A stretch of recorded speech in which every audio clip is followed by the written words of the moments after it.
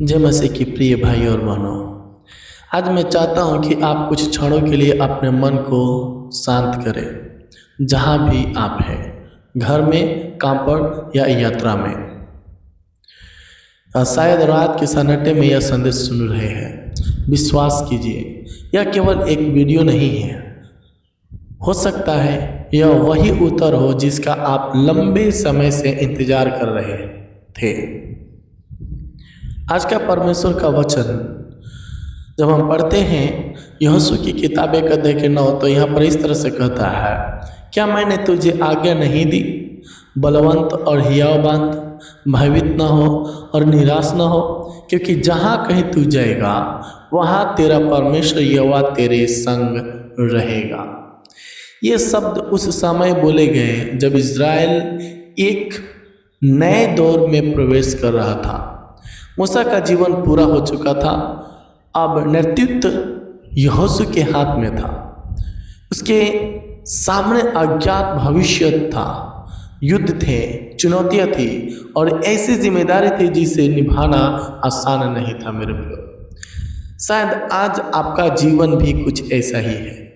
हो सकता है आपके सामने ऐसे प्रश्न हो जिनका उत्तर आपको दिखाई नहीं देता।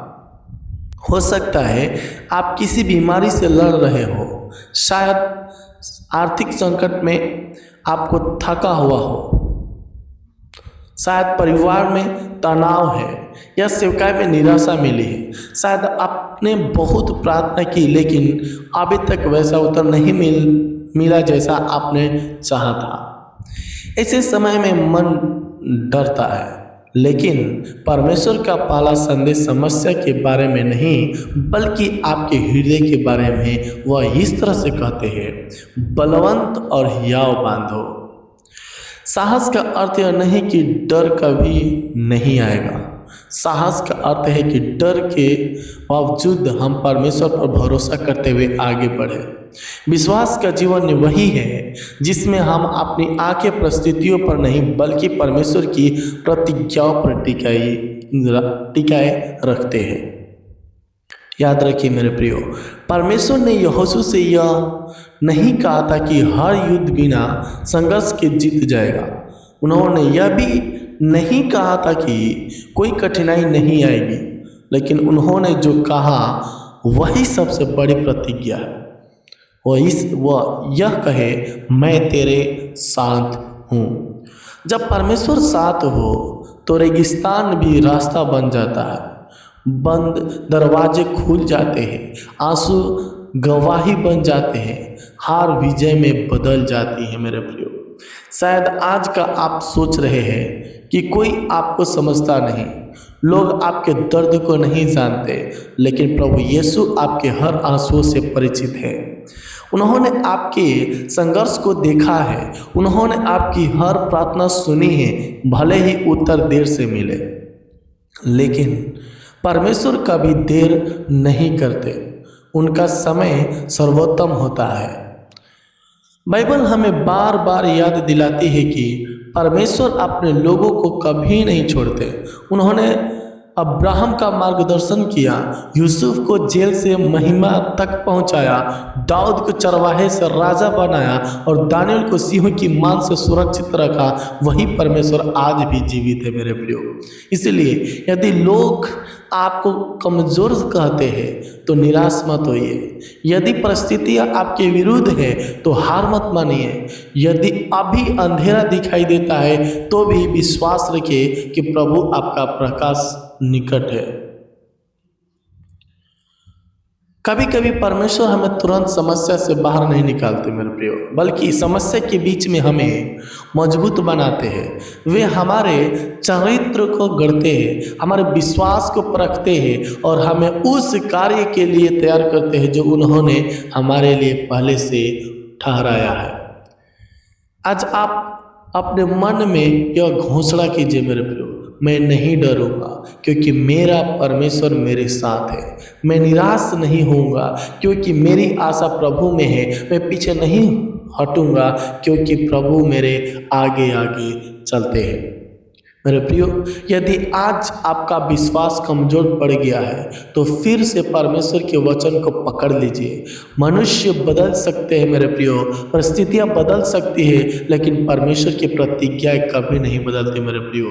याद रखिए, आपकी पहचान आपकी असफलताओं से नहीं बल्कि इस सत्य से है कि आप परमेश्वर के प्रिय हैं। वह आपको छोड़ने वाले नहीं बल्कि संभालने वाले पिता है मेरे प्रियो।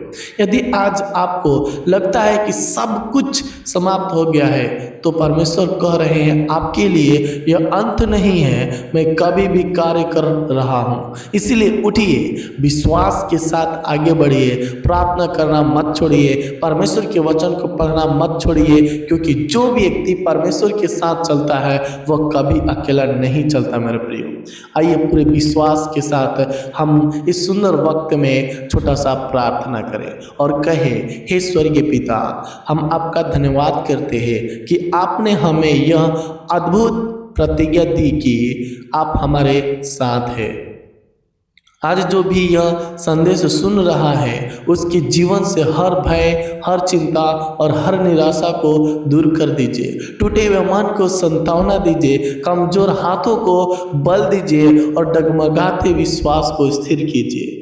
हे प्रभु, जहाँ बीमारी है वहाँ चंगाई दीजिए, जहाँ अधिक संकट है वहाँ अपने अद्भुत प्रबंध को प्रकट कीजिए, जहाँ परिवारों में टूटन है वहाँ मेल मिलाप दीजिए।